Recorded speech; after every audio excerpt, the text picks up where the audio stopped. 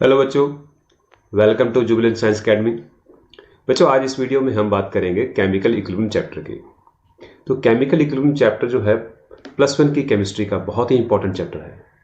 एक complete chapter है जिसमें हम केमिकल इक्विलिब्रियम और आयन इक्विलिब्रियम दोनों पढ़ते हैं। तो इस वीडियो के माध्यम से हम स्टार्ट करेंगे केमिकल इक्विलिब्रियम। तो जैसे ही ये चैप्टर कंप्लीट होगा फिर हम चलेंगे नेक्स्ट पार्ट में जिसमें हम आयनिक इक्विलिब्रियम डिस्कस करेंगे। तो बिना किसी देरी के हम स्टार्ट करते हैं पहले केमिकल इक्विलिब्रियम। तो सबसे पहले क्वेश्चन ही हमारे दिमाग में आता है कि ये केमिकल इक्विलिब्रियम का मतलब क्या है। What is an equilibrium.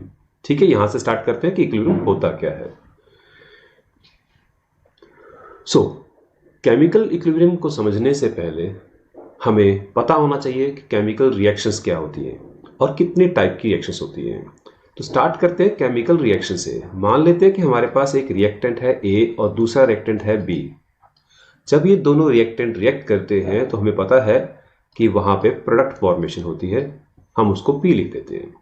Okay, सो अब ये रिएक्शन ऐसे भी लिख सकते हैं हम, या फिर हम कैसे लिख सकते हैं कि A प्लस बी जो है कंबाइन करते हैं, वो क्या बनाते हैं, कोई दो प्रोडक्ट बनाते हैं C एंड D। और इस टाइप की रिएक्शन को हम बोलते हैं इरिवर्सिबल रिएक्शन, जिसमें रिएक्टेंट रिएक्ट करके सिर्फ और सिर्फ प्रोडक्ट फॉर्मेशन करते हैं। अब ये जो रिएक्शन है ये कंप्लीट 100% कंप्लीट भी हो सकती है और इनकम्प्लीट भी हो सकती है। मेरा कहने का मतलब ये है कि ए और बी पूरे के पूरे रिएक्ट कर जाए और वो सी और डी में कन्वर्ट हो जाए। उस केस में रिएक्टेंट की कंसंट्रेशन 0 हो जाएगी और हमारे पास सारा का सारा क्या मिलेगा, प्रोडक्ट मिलेगा। और अगर ए और बी की कंसंट्रेशन कुछ रह जाती है और सी और डी वहां पे फॉर्म होते हैं तो हम कहते हैं इनकम्प्लीट रिएक्शन।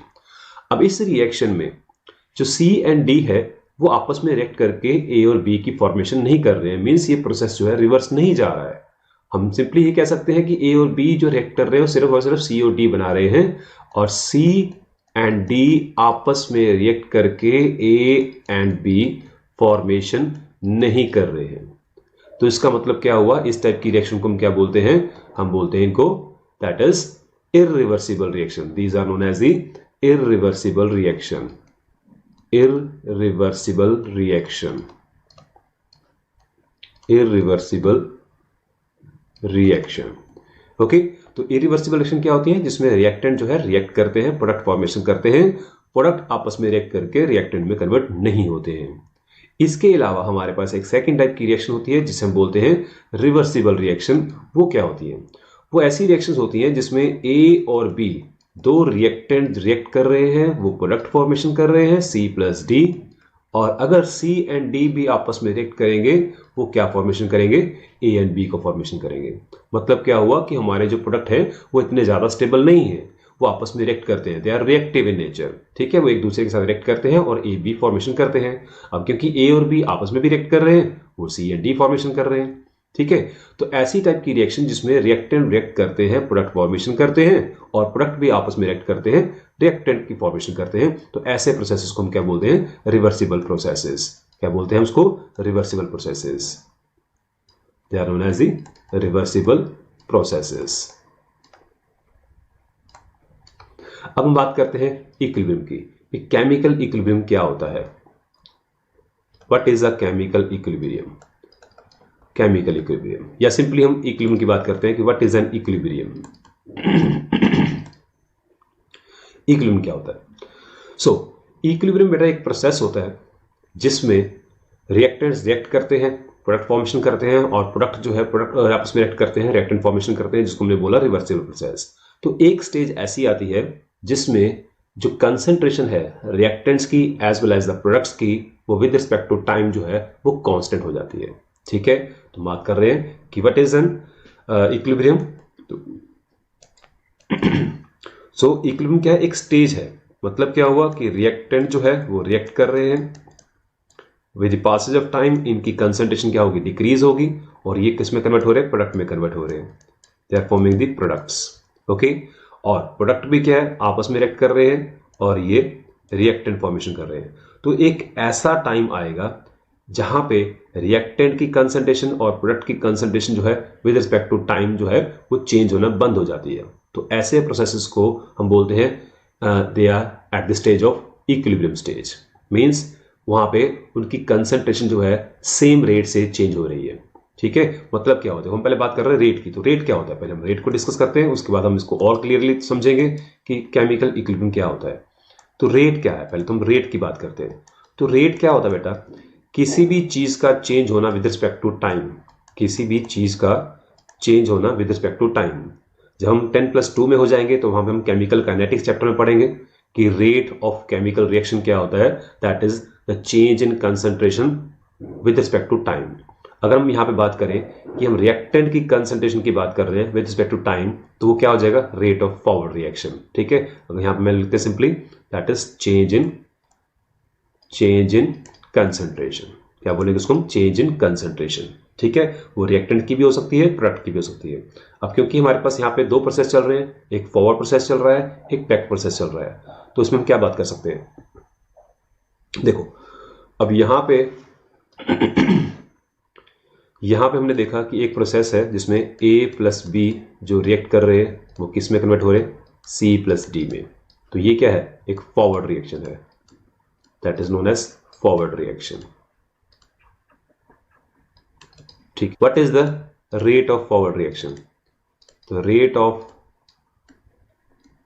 फॉरवर्ड रिएक्शन क्या लिखेंगे, उसको सिंपली R से लिख देते हैं। तो R क्या रहेगा, that is change in concentration of reactants, change in concentration of reactants upon the time taken, कि कितने टाइम में कंसंट्रेशन जो है रिएक्टेंट की चेंज होती है, that is known as the rate of forward reaction. Similarly अगर हम बात करें रेट ऑफ बैकवर्ड रिएक्शन की, तो वो क्या रहेगा, तो हमारे पास जो बैकवर्ड रिएक्शन है वो क्या है, that is C+D and they are going to form A+B। अब ये तो बैकवर्ड रिएक्शन है ना, तो इसको हम क्या बोलेंगे, रेट ऑफ बैकवर्ड रिएक्शन। तो रेट ऑफ बैकवर्ड रिएक्शन क्या रहेगा, तो rate of backward reaction will be equal to the change in concentration of products upon the time taken। ठीक है,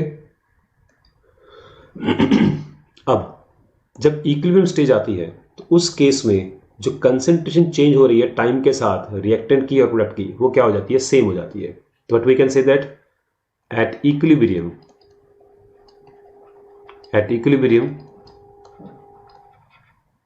the rate of forward reaction becomes equal to rate of backward reaction। ठीक है, तो मतलब क्या हुआ कि जो हमारा रेट ऑफ फॉरवर्ड रिएक्शन है जिसको हम RF भी लिख सकते हैं, और जो रेट ऑफ बैकवर्ड रिएक्शन उसको हम RB भी लिख सकते हैं, वो इक्वल हो जाता है। मतलब क्या है, देखो ध्यान से समझिए, मैं फिर से आपको बता रहा हूं कि इक्विलिब्रियम क्या है। इक्विलिब्रियम एक ऐसी स्टेज है जिसमें चेंज इन कंसंट्रेशन जो है रिएक्टेंट्स की और प्रोडक्ट्स की विद रिस्पेक्ट टू टाइम वो कांस्टेंट हो जाती है, मतलब वो एक टाइम पे आके चेंज होना बंद हो जाती है। अब इसको हम ग्राफिकली अगर समझें तो मैं यहां बात कर रहा हूं, एक ग्राफ लेते हैं यहाँ पे, देखो यहां पे हम लिख रहे हैं टाइम, यहां पे हम लिख देते हैं कंसंट्रेशन। ठीक है, तो स्टार्टिंग में हमारे पास जो रिएक्टेंट है वो बहुत ज्यादा है।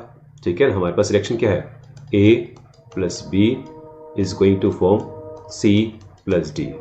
अब A एंड B क्या है, दीज आर द रिएक्टेंट्स, और C एंड D क्या है, दीज आर द प्रोडक्ट्स।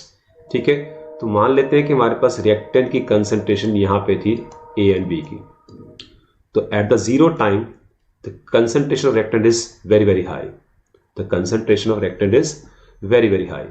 तो उस केस में जैसे जैसे रिएक्शन प्रोसीड होगा विद रिस्पेक्ट टू टाइम, तो कंसंट्रेशन जो है रिएक्टेंट की वो डिक्रीज होगी, वो इस तरीके से डिक्रीज होगी, तो एक टाइम पे आके उसकी कंसंट्रेशन जो है वो कांस्टेंट हो जाती है, वो टाइम के साथ चेंज होना बंद हो जाती है। उसका क्या मतलब हुआ, मतलब क्या है कि रिएक्टेंट जो है रिएक्ट कर रहे हैं, वो प्रोडक्ट फॉर्मेशन कर रहे हैं, साथ के साथ प्रोडक्ट जो है आपस में रिएक्ट करके रिएक्टेंट की कंसंट्रेशन फॉर्मेशन कर रहे हैं।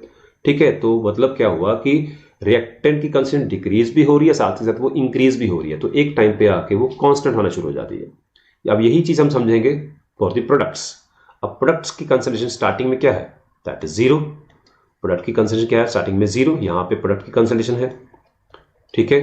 विद रिस्पेक्ट टू टाइम अगर हम देखें, स्टार्टिंग में जैसे ही रिएक्टेंट रिएक्ट करेंगे, प्रोडक्ट फॉर्मेशन करेंगे, तो प्रोडक्ट की कंसंट्रेशन इंक्रीज होगी। तो धीरे धीरे रिएक्टेंट की कंसंट्रेशन जैसे जैसे डिक्रीज हो रही है, प्रोडक्ट की कंसंट्रेशन क्या होती है, इंक्रीज होती है। विद रिस्पेक्ट टू टाइम वो क्या होती है, इंक्रीज होती है। तो एक टाइम पे आके वो कंसंट्रेशन क्या हो जाएगी, कांस्टेंट हो जाएगी। बिल्कुल सेम वही रीजन जैसा हमने रिएक्टेंट में पढ़ा कि रिएक्टेंट की कंसंट्रेशन डिक्रीज करती है और प्रोडक्ट बनते हैं, और जैसे जैसे प्रोडक्ट की कंसंट्रेशन इंक्रीज होती है तो प्रोडक्ट आपस में भी रिएक्ट करना स्टार्ट कर देते हैं। तो जब प्रोडक्ट रिएक्ट करेंगे वो अगेन रिएक्टेंट में कन्वर्ट होंगे, तो प्रोडक्ट की कंसंट्रेशन भी क्या होगी, एक टाइम पे कांस्टेंट होती जाएगी, रिएक्टेंट की कंसंट्रेशन भी क्या होगी, कांस्टेंट होती जाएगी। अब ये एक टाइम है जहां पे कंसंट्रेशन जो है रिएक्टेंट और प्रोडक्ट की कंसंट्रेशन क्या हो रही है, कांस्टेंट हो दिख रही है हमें। तो ये देखिए इस टाइम पे ना तो रिएक्टेंट चेंज हो रहा है विद रिस्पेक्ट टू टाइम, ना ही प्रोडक्ट चेंज हो रहा है। तो ये स्टेज क्या कहलाती है, that is known as the equilibrium stage. इसको हम क्या बोलते हैं, इक्विलिब्रियम स्टेज। बात क्लियर हो गई? ओके, सो अब मैं फिर से रिपीट कर रहा हूं कि what is an equilibrium. Equilibrium क्या है, एक स्टेज है। It is a stage at which the concentration of reactants and products becomes constant with respect to time. ठीक है, और ये सारा प्रोसेस हमें कहां देखने को मिलता है, only in the reversible processes. क्योंकि इरिवर्सिबल प्रोसेस में रिएक्टेंट्स रिएक्ट करते हैं, सिर्फ और सिर्फ प्रोडक्ट फॉर्मेशन करते हैं, और प्रोडक्ट जो है वो वापस रिएक्टेंट में कन्वर्ट नहीं होते हैं। ठीक है, तो मैं पिछले पेज पे फिर से जा रहा हूं एक बार। आप लोग अपनी कॉपी और पेन निकालिए, फटाफट उसके नोट्स बनाइए। मैं यहां से हट जाऊंगा, आप उसके फटाफट नोट कर लीजिए उसको।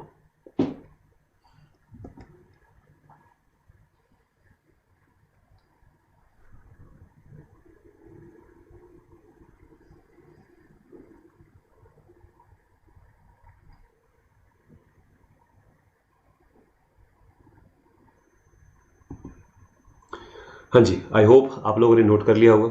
अगर नोट नहीं किया है तो आप ऐसे कीजिए, यहाँ पे वीडियो को पॉज कीजिए और स्क्रीनशॉट ले लीजिए। ठीक है, तो हम चलते हैं आगे। तो अब मेरा नेक्स्ट क्वेश्चन ये है कि क्या किसी भी केमिकल इक्विलिब्रियम में हमें जो इक्विलिब्रियम स्टेज है वो सिर्फ और सिर्फ कंसंट्रेशन से पता चलेगी? तो आंसर इज नो। और कौन कौन से फैक्टर्स हैं जिसको हम मेजर कर सकते हैं कि हमारी क्या इक्विलिब्रियम स्टेज आई है या नहीं आई है? ठीक है ना, तो क्योंकि कुछ रिएक्शंस में हमेशा हमें ऐसा तो नहीं है कि रिएक्शन हमेशा सॉलिड स्टेट में या लिक्विड स्टेट में हो रहेगी। That can take place in the gaseous state also. ठीक है ना, तो उस केस में हम क्या करते हैं, तो there are some measurable properties जिसको हम मेजर करके ये बता सकते हैं कि क्या वो चेंज हो रही है या नहीं हो रही है। ठीक है, तो यहाँ पे तो मैंने जस्ट सिंपल एग्जांपल लिया है कंसंट्रेशन की। तो कंसंट्रेशन के अलावा भी और भी बहुत सारी मेजरेबल प्रॉपर्टीज हैं जिनको हम मेजर करके या ऑब्जर्व करके ये बता सकते हैं कि क्या वो चेंज हो रहे हैं विद रिस्पेक्ट टू टाइम या नहीं हो रहे हैं। वो कौन कौन से फैक्टर्स हैं, जैसे कि टेम्परेचर है। ठीक है, टेम्परेचर एक फैक्टर है, प्रेशर एक फैक्टर है, कंसंट्रेशन तो हमने बात कर ही ली है। ऐसे ही किसी रिएक्शन में कलर आते हैं। ठीक है जी, तो उस केस में हम बात कर सकते हैं कि उसकी इंटेंसिटी, कलर जो है हमारे पास, उसकी इंटेंसिटी जो है वो चेंज हो रही है या नहीं हो रही है। तो intensity of colour is another factor, intensity of colour. ठीक है जी, अगर किसी रिएक्शन में कोई भी टेम्परेचर चेंज आ रहा है या फिर प्रेशर का चेंज आ रहा है या फिर इंटेंसिटी चेंज हो रही है, तो उसको भी हम मेजर करके बता सकते हैं कि क्या वहां पे इक्विलिब्रियम स्टेज है या नहीं है। ठीक है जी, तो but we can say that, मैं फिर से रिपीट कर रहा हूं कि एक तो इक्विलिब्रियम क्या होता है। देखो बहुत इंपॉर्टेंट चीज है, अगर आपको इक्विलिब्रियम की डेफिनेशन अभी तक क्लियर नहीं हुई तो आगे आपको कुछ भी समझ में नहीं आएगा। तो मैं इसलिए बार बार आपको इक्विलिब्रियम पे जोर दे रहा हूं क्योंकि हमारा चैप्टर ही इक्विलिब्रियम के नाम पे है। अगर हमें इक्विलिब्रियम की डेफिनेशन ही नहीं समझ में आ रही है, इक्विलिब्रियम हमें पता ही नहीं चल रहा है कि इक्विलिब्रियम होता क्या है, तो हम आगे प्रोसीड नहीं कर पाएंगे। तो that is very very important, तो इसको अच्छे से समझिए पहले। ठीक है जी, हमने क्वेश्चंस भी करने हैं, एमसीक्यूज भी करेंगे हम। ठीक है ना, तो वो तभी सॉल्व हो पाएंगे अगर हमें इक्विलिब्रियम पता होगा। तो मैं फिर से रिपीट कर रहा हूं एक बार फिर से कि इक्विलिब्रियम होता क्या है। देखो इक्विलिब्रियम क्या है, एक स्टेज है। कौन सी स्टेज है, किसी भी रिवर्सिबल रिएक्शन में रिएक्टेंट रिएक्ट करके प्रोडक्ट फॉर्मेशन करते हैं और प्रोडक्ट फॉर्म जो होते हैं वो आपस में रिएक्ट करके रिएक्टेंट में कन्वर्ट होते हैं। और एक ऐसी स्टेज हमें ऑब्जर्व होती है जिसमें उन रिएक्टेंट और प्रोडक्ट की या तो कंसंट्रेशन, ठीक है, या फिर उनका टेम्परेचर, सिस्टम का जो टेम्परेचर है, या फिर प्रेशर हो सकता है, या फिर उसमें अगर कुछ कलर प्रोड्यूस हो रहा है वो हो सकता है, उनमें कोई चेंज ना आए। ठीक है, वो कांस्टेंट रह जाए। क्लियर? एक ऐसी स्टेज जिसमें टेम्परेचर, प्रेशर, कंसंट्रेशन और intensity of colour remains constant with the passage of time, तो उस स्टेज को हम क्या बोलते हैं? इक्विलिब्रियम स्टेज बोलते हैं। क्लियर हो गया? आई होप यहां तक आपको समझ में आ गया। तो चलिए आगे बात, ठीक है जी। तो बात करते हैं इक्विलिब्रियम में कितने टाइप के देखने को मिलते हैं, how many types of equilibrium आते हैं यार, ठीक है। तो there are 2 types of equilibrium, ठीक है जी, there are 2 types of equilibrium. कौन कौन से 2 टाइप्स के इक्विलिब्रियम वो बात करते हैं। 2 टाइप्स ऑफ इक्विलिब्रियम प्रोसेसेस, ठीक है। 2 टाइप के इक्विलिब्रियम होते हैं हमारे पास। कौन कौन से होते हैं? एक हम पढ़ेंगे फिजिकल इक्विलिब्रियम,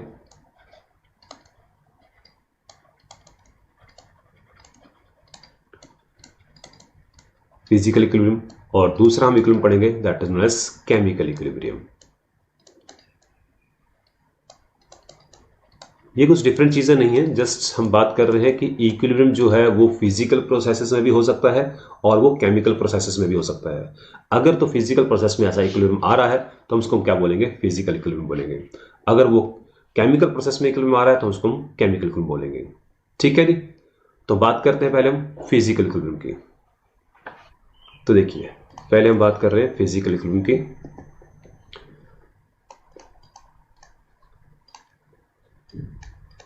तो जैसा कि मैंने आपको बताया कि अगर इक्विलिब्रियम किसी फिजिकल प्रोसेस में आ रहा है तो उसको क्या बोलेंगे? Physical equilibrium. फॉर एग्जांपल हमारे पास क्या है? एक सॉलिड है और वो किस में चेंज हो रहा है? लिक्विड में चेंज हो रहा है, ठीक है जी। और लिक्विड जो है वो कन्वर्ट हो रहा है किसमें? सॉलिड में। तो उन दोनों में भी एक स्टेज ऐसी आएगी जहां पे वो इक्विलिब्रियम स्टेज में होंगे, ठीक है जी। तो हम एग्जांपल के तौर पर बात करते हैं कि let it we have the ice, ठीक है। वाटर है सॉलिड फॉर्म में और वो कन्वर्ट हो रहा है किसमें? वाटर लिक्विड में, वाटर लिक्विड में, ठीक है जी।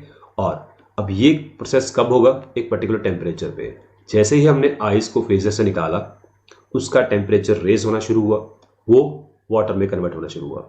अगर हम वहां पे उसका टेम्परेचर कांस्टेंट कर दें कि वहां पे आइस भी हो और वाटर भी हो, तो हम क्या कह सकते हैं कि वो उस पर्टिकुलर टेम्परेचर पे जो वाटर है वो अगेन आइस में भी कन्वर्ट हो रहा है, ठीक है जी। तो एक ऐसा टेम्परेचर जिसमें solid water and liquid water they comes in the equilibrium, ठीक है जी। क्लियर हो गया? और अगर हम वहां पे प्रेशर जो है एटमॉस्फेरिक प्रेशर लेते हैं तो हम क्या बोलेंगे कि वो क्या है?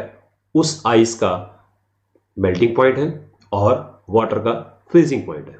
मतलब कि जब एक पर्टिकुलर टेम्परेचर पे आइस और water they comes in equilibrium, तो हम कहते हैं कि आइस जो है वो मेल्ट कर रही है, मींस वो उसका मेल्टिंग पॉइंट है एक पर्टिकुलर टेम्परेचर जिसपे आइस जो है मेल्ट कर रही है, that is known as the melting point of ice. और उसी पर्टिकुलर टेम्परेचर पे अगर वाटर जो है वो फ्रीज हो रहा है तो that is known as the freezing point of water, ठीक है ना। तो वो कब होगा? एक पर्टिकुलर टेम्परेचर पे, ठीक है जी, एक पर्टिकुलर टेम्परेचर पे। तो हम वहां पे क्या कह सकते हैं? अगेन मैं बात कर रहा हूं कि वहां पे rate of melting of ice will be equal to rate of freezing of water, ठीक है।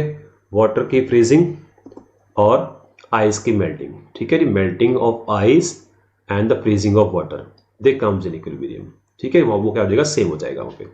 क्लियर हो गया बात? तो that is known as the physical equilibrium. Similarly ऐसा फिजिकल हमें कहां देखने को मिलेगा? हमें लिक्विड और वेपर में देखने को मिल सकता है। लिक्विड और वेपर्स में, अब इसकी भी एग्जांपल वही ले सकते हैं कि हमारे पास क्या है? वाटर है लिक्विड फॉर्म में, इसको अब हम जब हीट करते हैं तो एक पर्टिकुलर टेम्परेचर में ये वाटर वेपर में कन्वर्ट होता है, ठीक है जी, गैसियस वाटर बनता है। और अगर हम उस गैसियस वाटर को, वेपर्स को हम कंडेंस कर लेते हैं तो कंडेंस होने पे वो अगेन लिक्विड में कन्वर्ट होगा, ठीक है। तो क्या कह सकते हैं कि हमारा जो प्रोसेस है यहाँ पे फिजिकल प्रोसेस जो है वो इक्विलिब्रियम में आ गया। हमने क्या किया? वाटर को ले लिया एक क्लोज कंटेनर में, ठीक है जी। क्लोज कंटेनर में लेके हमने उसको हीट करना स्टार्ट किया। तो जैसे जैसे उसका टेम्परेचर राइज होगा, वाटर क्या करेगा? वेपोराइज होगा, वेपर में कन्वर्ट होगा। तो वेपर जो है वाटर के सरफेस से लीव करके बाहर जाने की कोशिश करेंगे। अब क्योंकि वेसल हमारा जो क्लोज्ड है तो वो क्या करेंगे, वेपर्स जो है उस लिड के साथ स्ट्राइक करेंगे और वहां पे वो कंडेंस हो जाएंगे, कंडेंस होकर अगेन वो लिक्विड स्टेट में कन्वर्ट हो जाएंगे। ठीक है, तो ये प्रोसेस जो है चलता रहेगा। ठीक है, ये प्रोसेस जो है वो चलता रहेगा, लिक्विड जो है वो वेपर में, वेपर जो है वो लिक्विड में कन्वर्ट होते रहेंगे। ठीक है ना, तो हम क्या बोलेंगे भी, एक स्टेज ऐसी आ गई जहां पे हमारा जो वाटर है लिक्विड फॉर्म में और जो वाटर है गैसेस फॉर्म में, दे आर इन इक्विलिब्रियम। ठीक है, तो उस केस में हमारे पास अगेन एक इक्विलिब्रियम स्टेज आ गई। क्लियर हो गया? तो उस केस में हम क्या बोलेंगे, द रेट ऑफ वेपोराइजेशन। ठीक है, क्योंकि वाटर जब वेपोराइज कर रहे हैं तो उस केस में जो रेट ऑफ वेपोराइजेशन होगा that will be equal to the rate of condensation. Rate of condensation. अब देखो उसको ध्यान से फिर से समझते हैं। देखो हो क्या रहा है, स्टार्टिंग में हमारे पास वाटर जो है वो लिक्विड फॉर्म में ज़्यादा है। जैसे जैसे हमने टेम्परेचर इंक्रीज करना शुरू हुआ तो थोड़े से वेपर बनेंगे। ठीक है, और ज़्यादा टेम्परेचर इंक्रीज किया हमने, और ज़्यादा वेपर बनेंगे। ठीक है ना, तो जैसे जैसे हम टेम्परेचर इंक्रीज कर रहे हैं तो वाटर क्या है, अपने सरफेस को लीव करके वेपर में फॉर्म में ज़्यादा जा रहा है। तो धीरे धीरे वेपर की कंसंट्रेशन बढ़ रही है। ठीक है, जैसे जब बहुत ज़्यादा वेपर इकट्ठे हो जाएंगे तो क्या करेंगे, आपस में कंबाइन करेंगे, कोलाइड करेंगे और वो कंडेंस हो जाएंगे, अगेन लिक्विड फॉर्म में कन्वर्ट हो जाएंगे। ठीक है ना, तो वो लिक्विड में कन्वर्ट भी हो रहे हैं, अगेन लिक्विड वाटर जब वेपर में कन्वर्ट भी हो रहा है तो एक स्टेज ऐसी आ जाएगी हमें पता ही नहीं चलेगा कि क्या वहाँ पे ये प्रोसेस चल भी रहा है कि नहीं हो रहा है। क्यों? क्योंकि लिक्विड जो है वो कन्वर्ट हो रहा है वेपर में, वेपर कन्वर्ट हो रहे हैं लिक्विड में। तो हम वहाँ पे देखेंगे कि जो वाटर का लेवल है वो एक पर्टिकुलर टाइम पे क्या हो जाएगा, कांस्टेंट हो जाएगा। स्टार्टिंग में तो वाटर बहुत ज़्यादा था, जैसे जैसे वेपर में कन्वर्ट हो रहा था उसका लेवल जो है डाउन जा रहा था, बट एक स्टेज ऐसी आएगी उससे डाउन वो नहीं जाएगा अगर तो वेसल क्लोज्ड है। ये बात हमेशा ध्यान रखनी है। अगर किसी प्रोसेस में हमारे पास गैसियस सब्सटेंस आ रहे हैं, वहां पे इक्विलिब्रियम तभी अटेन होगा अगर सिस्टम क्लोज्ड है। अगर सिस्टम क्लोज्ड है तभी जाके वहां पे जो हमारा प्रोसेस है इक्विलिब्रियम जो है वो अटेन होगा, अदरवाइज वो अटेन नहीं हो सकता है। ठीक है, तो इसको नोट करो, फिर हम आगे चलते हैं, थर्ड प्रोसेस करते हैं।